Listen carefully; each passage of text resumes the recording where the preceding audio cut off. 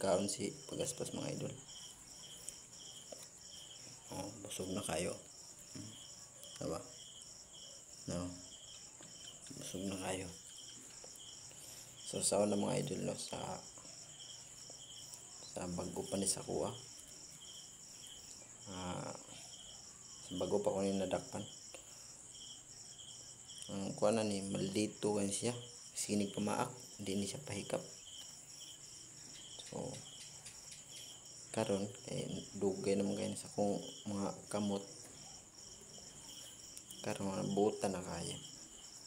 So sa katong kung makadakop gay mo all mga idol, no, di kay good ni yung nga di siya makakupot. Kay kung makakupot ni siya kaning yung mga kukong tag-as kayo, lubong gud ni sa imong panit.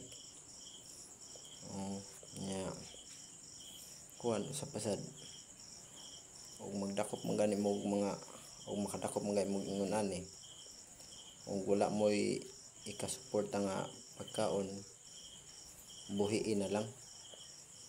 Ana mo pagpatuga-tuga kay mamatay na sa inyo ha, nugon kayo. Kani kay namo ko ikasuporta ni pagkaon, pinalitan mo mig manok taga kuan, taga 15 days. Kada 15 days igon na siya sa 1 kilo. Ang mahurot niya tibok nga manok ka bantris.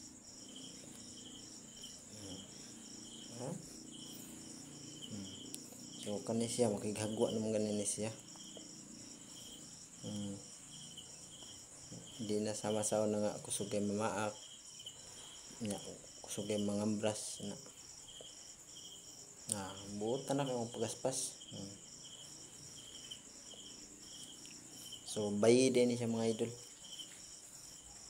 Bayi kay nakaitlog naman ni. So dili to siya itlog sa inupahan, itlog ra to siya sa kuan, sa iyang katambok.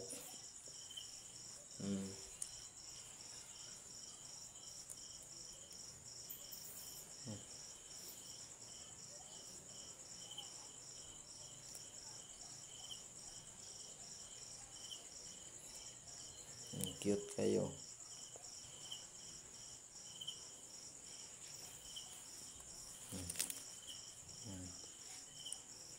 Cute kayo mga idol.